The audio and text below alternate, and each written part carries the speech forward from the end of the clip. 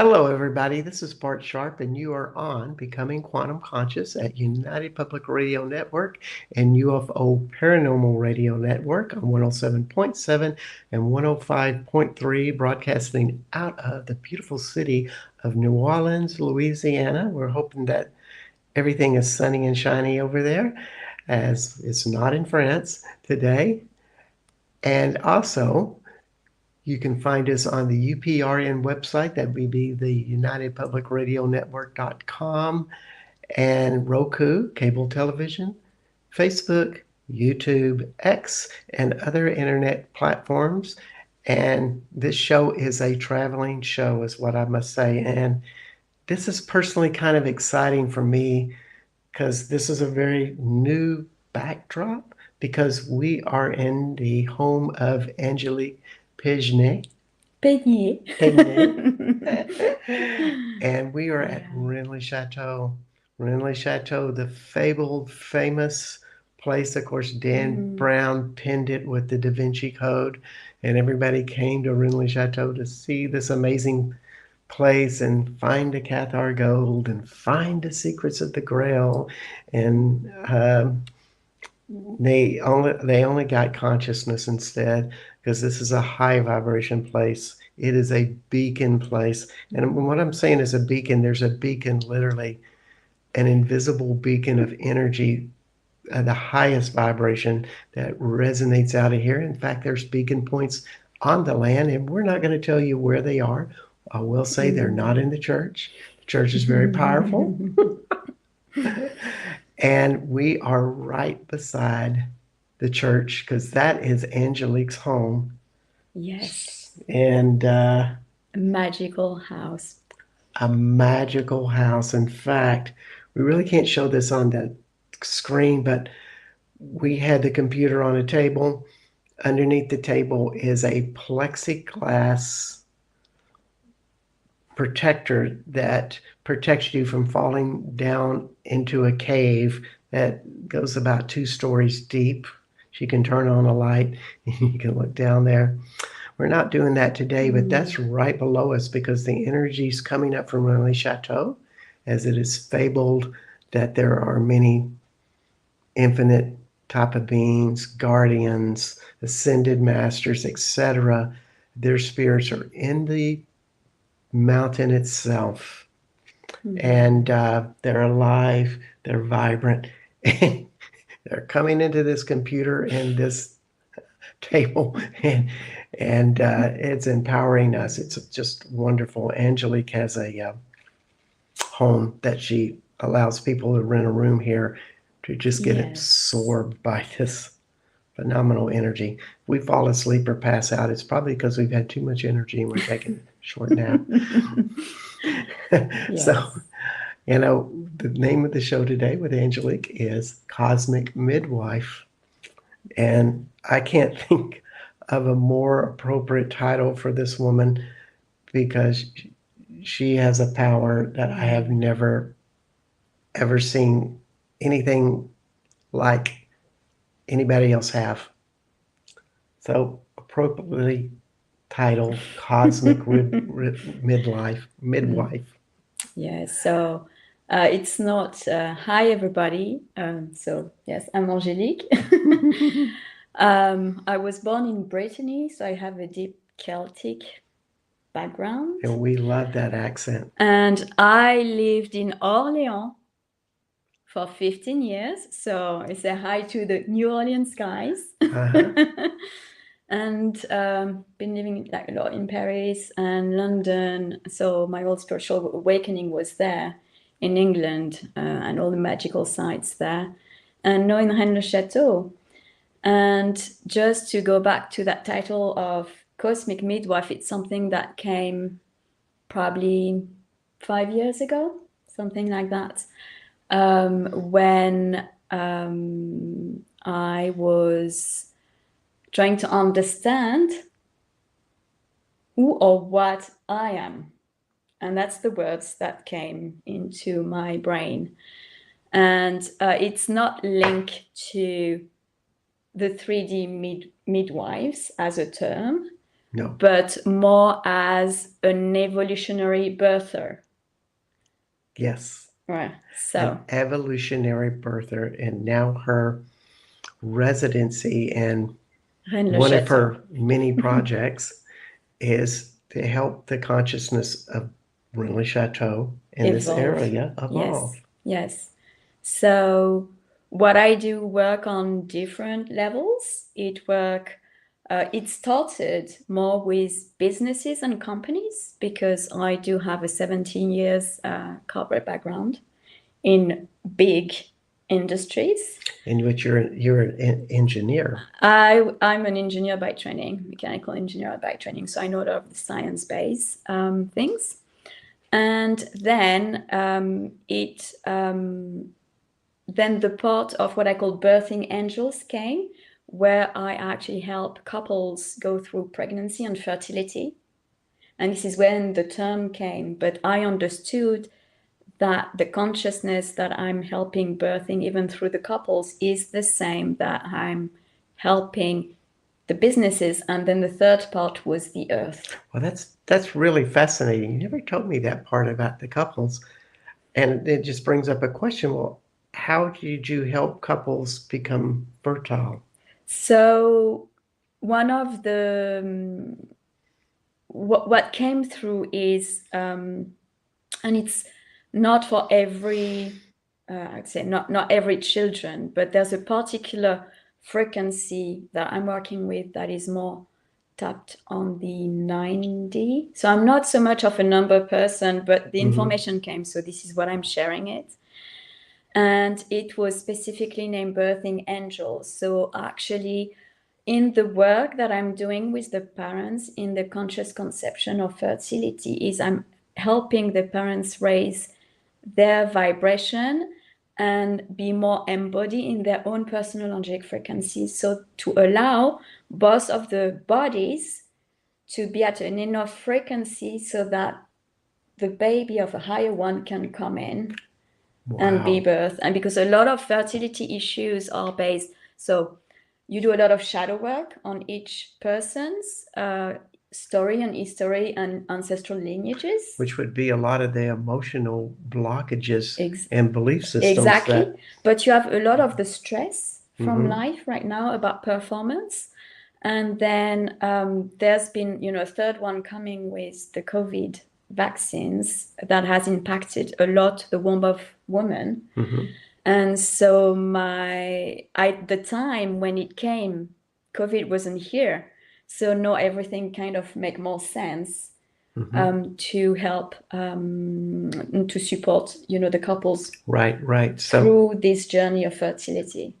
wow. So it's a lot in whatever the obstacles are, whether that be emotional or physical things of what we ingest or taking in. And that creates a density.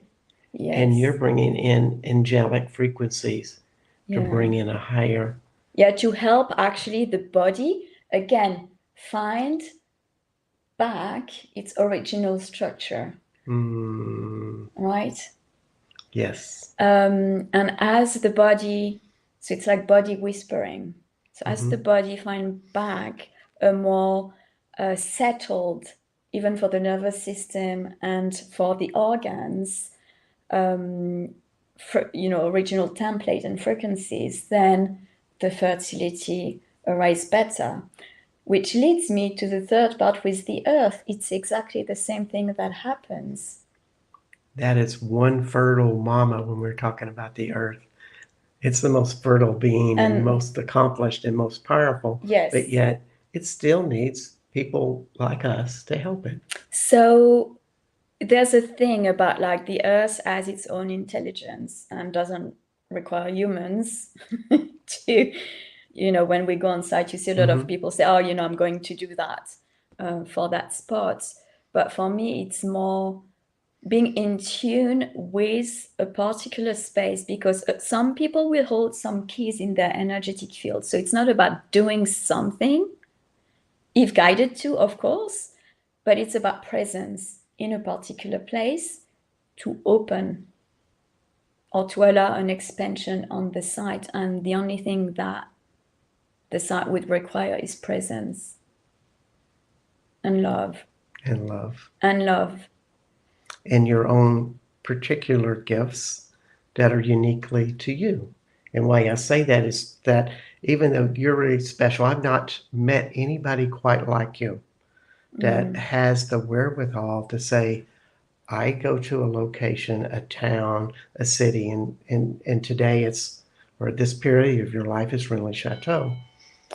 And I'm going to be this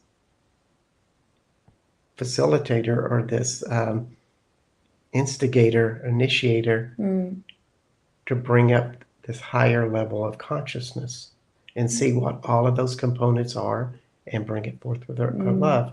We can all do that. And that's a great message. Would you not agree that we all have that potential? We all have that potential. And what I've learned, in the past years, because I've been, of course, working with different levels of energies and beings and supportive energy like Mary Magdalene and Yeshua and other beings.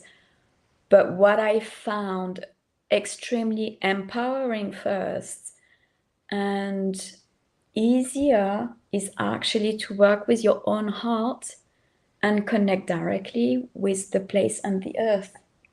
Because this is the more authentic. You're not creating a prayer. You're not in the mental field.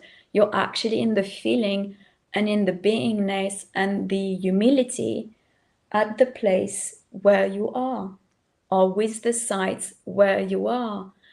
And my connection with the elements. So when we speak about alchemy, all of the elements and the weather, the fire, the earth, the water comes with, for me first, that heart connection and that love connection.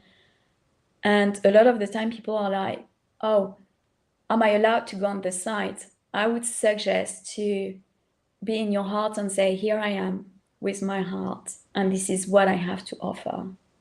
Only that, not even a flower. But and when you said the word humility, that makes that perfect fit.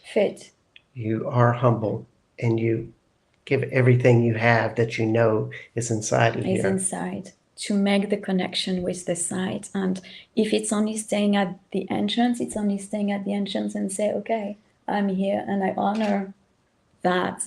And I'm still bringing this love to this place. And that's it.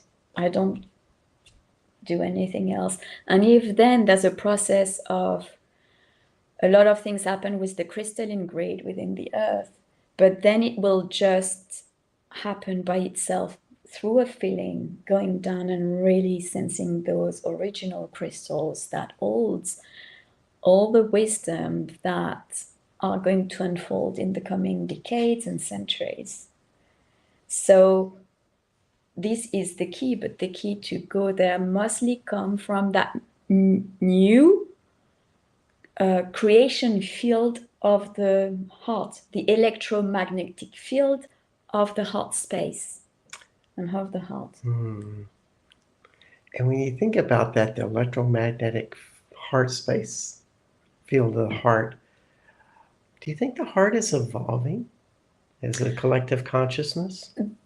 It is evolving in its understanding. So from a spiritual base, the heart teachings have been, coming through different streams of religion or native cultures. But it got lost in the mix about the intimate relationship and what people think love is. And so we have to open that definition of what love is, because sometimes people, think of it as a, just nice to have, and it's just too cheesy thing. And you actually cannot trust your heart to take the wise decision. That happens a lot today. People don't trust their heart. They trust their head. They trust their head, but not their heart to take the right decision to. Yeah, it's kind of like, well, that person is right for me because we both like tennis, We're Dallas Cowboys fans. We make the same amount of money. Yeah. And the list goes on. But it's not listening to her heart. No, the training, for me, the training of the heart, or it's not a training, but as I've been walking this path, Earth helped me so much to develop the heart presence because it wasn't expecting anything from me, or I wasn't expecting anything from it. It was simple, it was playful, and it was bringing joy with that connection. Yeah.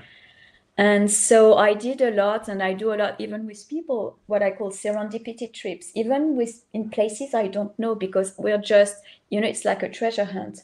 I'm just waiting for the next invitation. So you go back in that innocence, energy of innocence and childlike a bit, a treasure hunt to see where is going to be just the next piece, and then poof, And I guess there's a lot of different ways you could do that. When we're in France in these power spots here, you take people to power spots, and that opens and unlocks them. Yes. At the same time, if you're not in this area, you might be back in my hometown of Austin or where you've lived in other places in France, United States. You don't have access to that type of stuff. You're using a different type of connection. It depends, because for me, I manage everywhere I go to find those places. Because, and that's why, people invited me actually as well to come to, and this is what I do in helping people rebirth themselves, is to use their own environment where they are, even that if I don't know them. And as I look at, the map and feel the map, I kind of get the hints of where to go. Wow. And sometimes they're not the famous one. They're not the one that are known actually. Wow. But it connects them with the earth. But it connects them with the earth, and it connects them, it's like, because with this connection to those earth spots, what happened is a redesign and reconnection of the root. So then the person is safer, more safe as a human, the human part of their body. Wow. And it becomes more playful. When people say, oh, you're ungrounded, sometimes that concept can stay very etheric. Or they say, oh, draw down some roots from your root chakra down in the earth. For some it works, but for some it doesn't work. But as you go through some of those sites like that, it does help to straighten the root and hence the safety and hence the abundance, actually. So, and it initiates the inner rebirth of the person, but it helps as well with the site and the site's expansion and opening up. It is a relationship. It's a relationship. And they're all over the world. Yeah. And you're also connecting to some of the deepest places within the earth. It's all available to you. It's how I see it. It's like you can go into the center of the earth and connect with Gaia or the core of the earth and have that come and energize you, or other places as well. Yes. And so you're teaching people how to access that. Do that. So I'm teaching, or it's more a showing. And allow the person to have their own, experience with that. Yeah. And when it becomes physical, it's so tangible that it's unquestionable in a way. So a lot of my work the prior years were, heart and above, and now it's becoming heart and below, because we are changing the matter. We are changing, or like Penny last week speaking about the new earth. But it's actually with being in those physical places that we're bringing that forward as we're rebirthing ourselves. We're helping the earth in its own evolutionary journey through herself rising up and through us helping her to open up. It's like acupuncture points, in the body.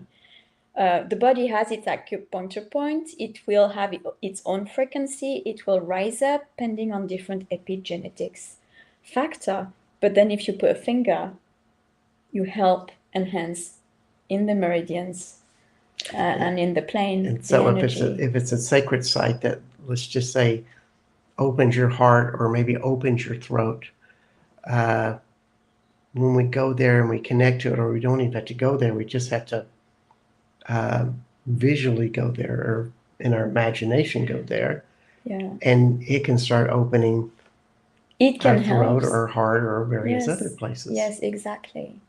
And so you can do it, of course, etherically by distance. But you know, there's a thing about being human and going physically there. It's a bit more playful, but you don't have to, Yeah, right? yeah, It's exactly. Well, my first travels to Renly Chateau was visualizing being here and doing meditations with it. And I kept seeing this beautiful color of blue that was kind of that dark but bright blue. And then, of course, when I finally come here, that's what the dome is painted. It's this dark, bright blue with the stars in it. And I'm going, wait a minute, this is very familiar. There is this connection. It's a greater intelligence that we all have. It's not like I'm super special, though I am super special, but we can all do this. You just have to ask, visualize, I think trust. it's trust, developing the focus. For me, it took some years, you know, to have that relationship with Earth. It required me to leave quite a lot of things behind. Doing those serendipity trips, not even knowing 24 hours before where I would sleep or anything, has been quite stressful, but it had to build that trust muscle inside. So it all contributed to that. And I remember one of the joke, because, well, I have many stories that I will write after, but when I was starting to do a Tour de France, first I didn't want to come back to France. Yeah, you were working in Iowa and New Orleans and various places in the United States as an engineer. Yeah, I did. And circumstances, you know, sometimes happen. And you're like, okay, back to France, did a piece of work with Brittany. And I have a big thing between Wales and Brittany. And here I receive an invitation from two friends within 30 minutes saying, what are you doing for your vacation?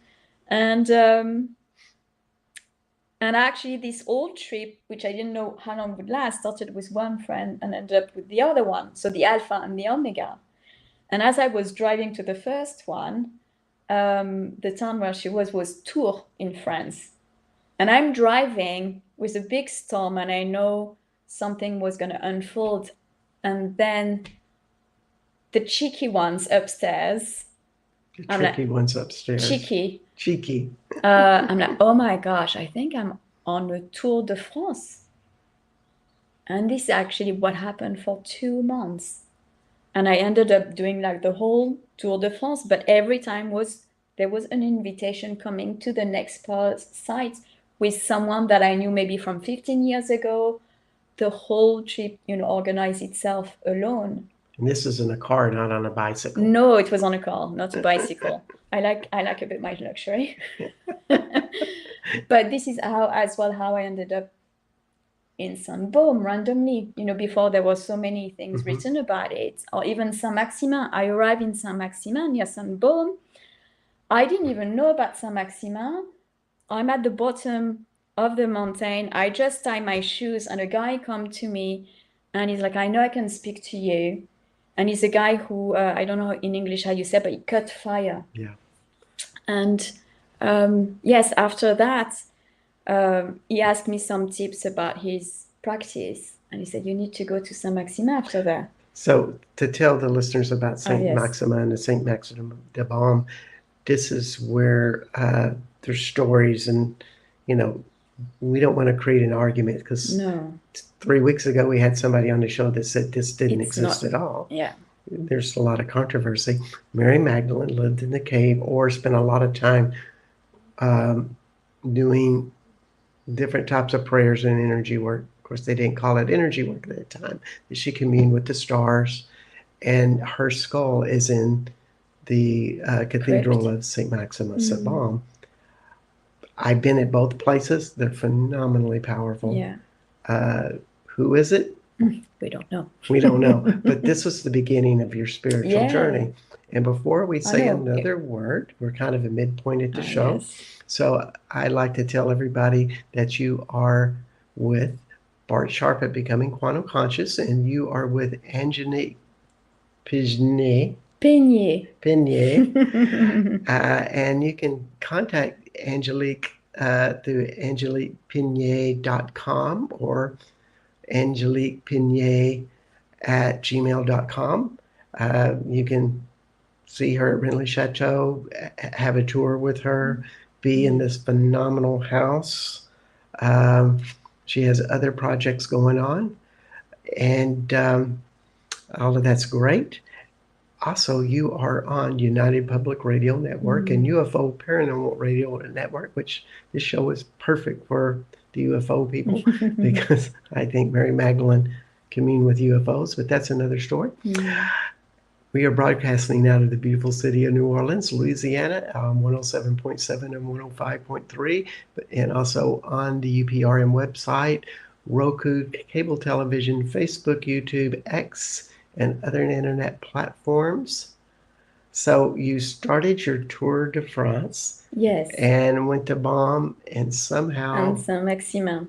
made it here. Yes. So Saint-Maximin, interestingly, was actually, I arrived right at the moment where they were taking off the skull from the crypt out. Oh. And I didn't know. So I just arrived, perfect time or God's timing. And as they were doing that, I had to stay next to it. And I cried for 30 minutes up until they put the skulls in between the 4 archangels on the display. And that is happening just a few days before they do the Mary Magdalene procession on the 22nd of July. So I really had no idea about that. And then after that, I went to Tarascon because another thing got dropped. They have a relic of Saint Martha.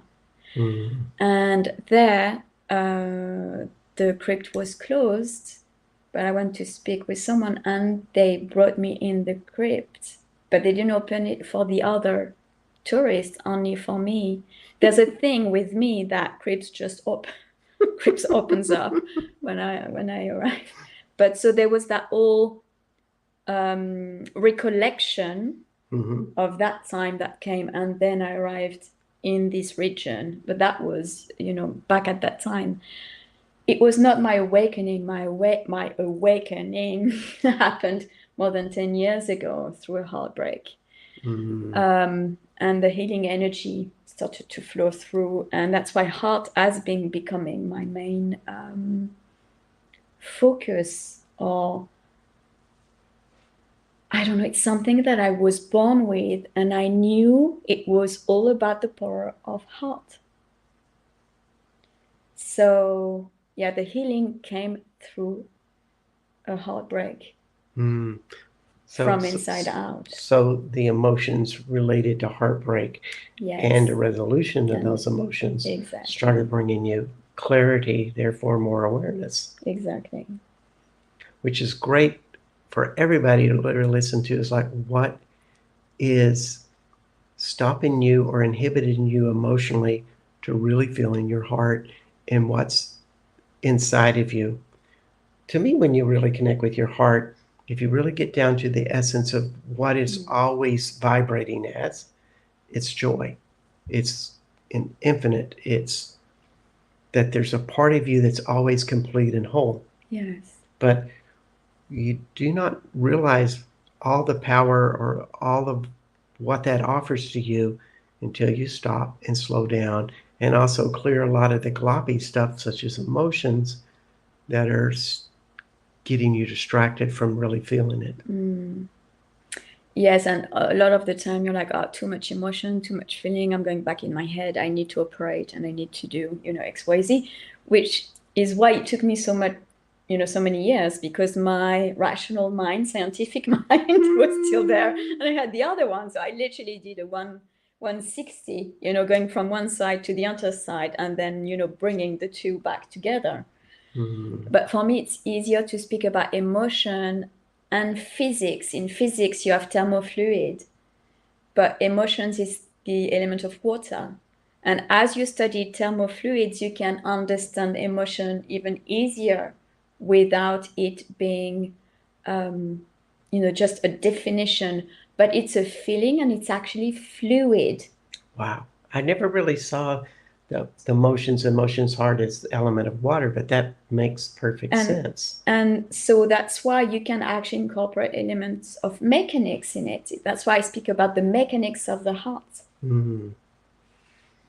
which can help the brain to understand it. So you have the brain become an ally rather than something that is resisting. Indeed. And creating tension and contraction in the body. It's like you have water retention on a river. And it's like the brain built the wall, and then as the water goes through the wall, it creates more resistance inside the body through the nervous system. So anyway, it's a whole thing, that we can go at length into. Yeah, it almost was like the brain is more in the sympathetic functioning of the nervous system, whereas the heart is parasympathetic. Yes. But no, it's how can you allow both of them to work together? Yes, exactly. And it's all in the belief, the belief that we have about what is possible and what is not possible in terms of creation. Yes. And if you bring it back to water, water holds so much memory. It's like the most essential element for all the other elements to function as. It holds memory of all things, so much more what consciousness is. Yeah.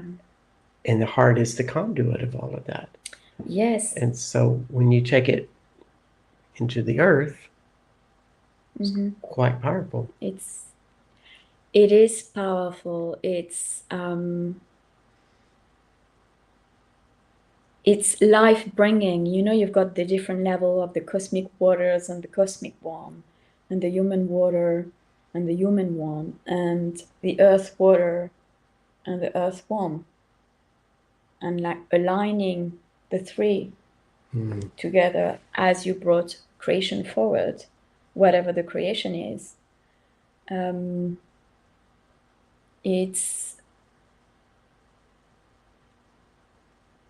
think it's the journey of, I would say, all woman that is becoming more conscious about that.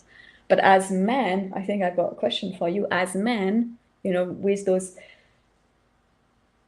cosmic warmth, that they can still be in that space for their own rebirth. Well, I think we got a masculine and feminine in everybody. And so we hold it a little bit differently. Almost like maybe we don't embody it as deeply, but yet we serve it, we feel it. And the male energy, I think, is trying to give it something more and directing it as opposed to just receiving it and being with it. That would be, I think, a difference. A difference between the two. Yeah. You're talking about, I just be with it. I open my heart up and I go deep into a place and I just acknowledge it and things start to happen. Which brings us to, here you are at Renly Chateau. Yes. She's not the Marie. She's not the owner of the Renly Chateau. She's one resident. And yet she is a cosmic midwife for Renly Chateau. It's a little secret job, so to speak. And here she is bringing that forward. And so what is that like for you to be this cosmic midwife of Renly Chateau? So for me, it took me a lot of time to say yes to the house, because I know when the house came that it was coming with more. So all of us who have opened up energetically, the places where we are going and staying, we become partly guardians of those places, wherever we are, because we're just open, and then things start to work through us.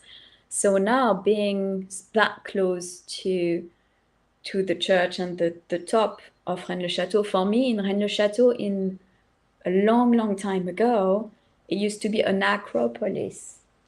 So they are Explain that. Macro? acropolis, meaning there would have been a lot of many different temples, not Ah, only to one god or goddesses, but there would have been different, energies. wow, interesting. And so, and we know, from a longer time ago, there were more than 20,000 people living, around here. So as you go up the hill, it would make sense that it's an acropolis, or there would be an acropolis as well, etherically at the top of it, right? And a lot of people can start to feel that. And so I'm one contributor and I'm one holder of that. And there are many more in the village who will recognize themselves and who you would have heard on this station. It's kind of a secret society, actually, folks, of people who are aware of what's happening at Rennes-le-Chateau and know what the vibrations are. It's not so much the history and all of this stuff, but we just become aware of the vibration and become a part of a it. part of it. And it's a knowing. When we say secret society, it's not a secret society. It's like it's like the Catholic creed is, you just know, you look at someone, that they know. And this is it. And what has been happening with me and the way I contribute myself to this place is with the house. And I've got 2 bedrooms that I'm renting. And I know when people come here, they have to stay minimum 3 days, because if they want to really soak into the energy and start to move through, I would say ideally it's 6 days. And you can stay longer, of course, but if you really want to get to the heart of it, it's 3 days, minimum. And by the way, they're on no website, so the only way for you to come here is to send me an email. Yeah. So and you will not find this in books, so to speak, because this is a different type of language we're talking about, the language of energy. Yes. And it's passed down through awareness, basically. Yes. And people coming to some of the same conclusions. Before I met Angelique, I used to sit really near her place and meditate, because I knew the beacon was in a certain location, and I would meditate with it and just get the vibration of it. I couldn't go to it because it was on private property, and now I've can, a long story. But as I met people and would mention this, some would look at me like I'm just nutty, and other people go, oh yeah, it's there. And so as you're aware of this, and as a cosmic midwife, I don't want to say, what's your job with this, but what do you feel driven to serve? So for me, it's really about the opening and the widening of the heart field. And the words that came about this place, and no, particularly, I would say my mission, it's not really mission, but my contribution. And when working with the beautiful vortex I have in my house, in that tunnel, it's the Om. So Om, the sound Om, within the home, the body of the seed of love. And you need to sink into those terms, the Om within the home of the seed of love. And you just gently allow the energy to come through your feet and rise up. And as you go deeper into those energy, this is why when people come in that area, they have a really sense of homecoming. Yep. There's a piece of themselves that connects back. Indeed. And you can also do it if you're in Iowa or California or Just tuning South in. America, wherever. You can find that home inside of you of connecting with the earth, bringing it up into your heart, and start developing that. However, when you are in powerful places, they seem to just open you. Yes, this is what has been happening. Like, I've had a lot of people as groups also, they come and we do pieces of work together here. And no matter where you are in your own evolution, if you've been on the path, for 5 years, or if you've been on the path for like 30 or 40 years, the same effect happen. And this is where probably humility come. I would say most for the people who have been on their path for a long time because they think they've seen it, seen it all. And then they arrive here and they're like, oh, okay, didn't expect that to happen here. So this place is not going to bring you what you expect, actually. Well, humility is a powerful thing.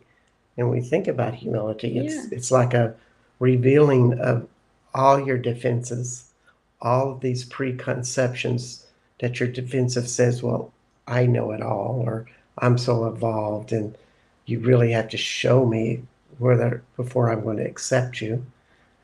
But you just put all of that aside and say, I'm just really ready to listen. Yeah. And get out of your head. And as you say, come back home to the home, to your heart. Yes. Yeah. And though a lot of people speak about those words, and sometimes you need to hear them a lot of time before it hit home. Yeah. And sometimes you need to hear them through a certain voice. Because it will bring a certain energy, like a key. It's a key that unlocks. Yes, yes. I wanted to go back to the Tour de France. It really brings me to the story of Osiris, who was cut up in 13 parts, I believe, and they were thrown about all the country of Egypt, which to me was more about, well, Isis found all the parts and put them all together and gave him a golden phallus or phallus of lapis lazuli. That's a controversial subject. However, I think it kind of compares with what you're saying. It's like I went to all of these places in France and found a sense of wholeness I had never known before. Yes. And this is why I encourage those serendipity trips, because it brings you back to yourself. And in a way, then you start and you're like, oh, maybe I didn't need it to go to all those places. But there's a thing with the epigenetics of each site that you can collect. There's a thing about the element of surprise. There's a thing about building the trust in something that is bigger than you and knowing that each next step is guided. Yeah. And that for me, I've been doing this with people in Crete, in France, in Spain, in UK. I've been doing that in the US, and they all come with different, different themes. Yeah. Actually, so depending on what you're working with, and it's a fun way to do it. Yeah, it's adventurous. It brings adventure. Spirituality and energy and awakening are fun. Trying to conquer the ego and figure out what your life is about is not so much fun, just in my personal opinion.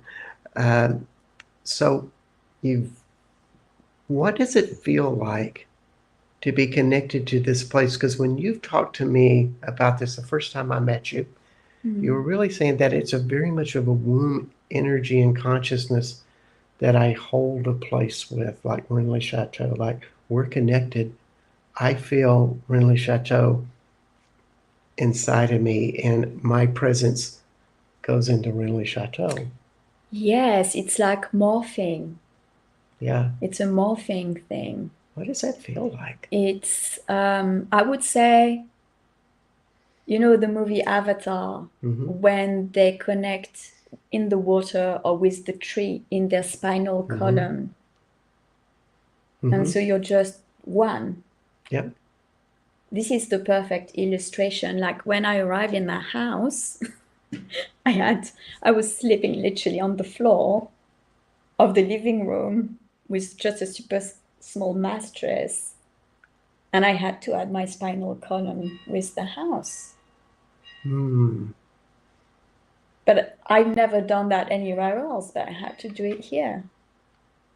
Yes. And this is the osmosis that happens. And it's the connection with then the unseen world from this place. That's yes. And it's not so much, Renly Chateau is very powerful, and it doesn't even sound like this is your ultimate destiny. No. This is just A one of the part. lessons. Yes. And as we talk to our listeners, you know, we may want to ask that question: where are the places that you feel it easy to be in communion with? I had a lot of spiritual experiences in my backyard, feeling the earth there, because I just love my home. I love my backyard. It has my poetry in it, and the poetry of that place. So it was a great entry place to go deeper. Almost like to be humble. Yes. And I know for me, when we speak even the concept of home, I left London in January. No, I left my corporate job in January 2019. I was still doing the energy work in parallel, evening and weekends, and more as a strategist and companies optimizer. So I was doing my magic in a different way, in innovation, in tech. I'm still doing it by missions, but it was still happening in that way. So your energetic being was getting much bigger than the company itself, and bringing that into the company. The new innovations in the company, yes. So when I left, I could feel in my energetic field this part totally living. And I knew, you know, a lot of people say you can do the two at the same time, but I knew at one point for me to step in my next level, I had to fully let it go for the entire energetic field to up level and redesign itself to where it's meant to be. And it took me 3-4 years of actually following the intuition of the places where to go to be very comfortable and having found home within my body when this house in Rennes-le-Château came. And I had no idea I was going to live here. I had no idea. And I think this is one of the ultimate steps when you know, there's a thing about co-creating and being very precise into what you want to co-create, and then still allow something that you have not imagined ever happened. Yes. Like ending up in that house there. Which something bigger than you showed up. Yes. So it's that thing at some point when you let go enough of the control of, you know, the little will wanting to have what it wants for something even bigger to manifest. Yeah. And it's kind of like what we always use this term, our superpower, but this is a power anybody can have. Angelique has a natural talent with it that has come through her choices to cultivate it. With that, what do you think if more people had this attitude that I could connect with the earth and be a part of the earth consciousness, open my heart, and a new adventure would show up for me? How do you see any visions about what that would create in the world? for me, as we do that, it brings the energy of betterment, but organic. And this is what I call the organic magic. Mm-hmm. It's the honoring of life. It's more beauty, because you will want automatically things to be more beautiful. So it brings back the fertility in all aspects of life. And that involves the politics, and that involves businesses, any type of businesses, and that involve bringing new innovation that are more aligned with Earth. Yes. And I would think it'd also affect our relationships. And the relationship between each other. You know, I think in relationships sometimes we're looking for something in another person because we don't feel whole in ourselves, and we're hoping through this communion of getting it right in a relationship that will happen. Whereas you sound like you're fulfilling a lot of that through your relationship with the earth. Yes, so some you could say I'm becoming codependent with Earth. But again, you cannot live a life totally alone. Part of life is to interact with other human beings, right? Yeah. So, you know, sometimes you need to give yourself a break and just be you, and even if it's messy, you know. And I know at some point, like, I threw all the spiritual teachings out because my head was saturated with everything you see on social media and everything. I'm like, I'm done with this thing because I'm trying to control the way I am, But what if I'm allowing the I am to show me who I am? And through nature, and this is what I call the organic magic, and actually my own inner power and my own inner skills and talents, they just blossomed even more with that connection with the earth, which is why I call it the organic magic. It's a different type of magic. You will have the ritualistic magic that will bring certain things, and then you have the organic magic that brings you another entirely different level. Stay at home with your own home. Yeah. To build your power. Yeah. And it's much more simple. It is a midwife's reality of holding this in your womb. Whether you're a man or a woman, it probably feels a little bit different, but it is holding that magic. And to me, my guess is it makes you feel more complete and whole just naturally. Yes. And even, you know, connecting with that earth. Right now, you've got so many sun flares, cosmic ray, the different as well, you know, with 5Gs and all the radiations around, but also the different egregores of town, cities, politics, everything. Yeah. And having that, and I'm not the first one. Everybody's writing, oh, you know, connect with nature, you'll feel better. But actually, it does become, it's no longer something that you have to do. It's just becoming inherent. Yeah. It's getting something innate inside of you. Innate inside of you. Active and alive. And it becomes a stronger voice. And it only becomes a voice through practice. Yes. Yeah, it was the practice. So we're coming to the end of our show. So I want you to think about a short message you would like to give everybody. And as you think about that, you're with Becoming Quantum Conscious. I am Bart Sharp, and our guest today is Angelique Peigne. Why can I not get that right? At angeliquepeigne.com, or you can email it at angelpeigne@gmail.com. Angelpeigne@gmail.com. You can contact her and have counsel, tours, residency, all of these things, and a most magical place, Renly Chateau. But also, I always get it that she's, I don't know what bigger things is for her, but, you know, being a midwife from a community is a really big thing. Also, you are on United Public Radio Network and UFO Paranormal Radio Network at 107.7 and 105.3 out of New Orleans. Also on Roku, UPRN website, X, YouTube, Facebook, and other internet platforms. So, Angelique, what wisdom and do you have for everybody as a party message?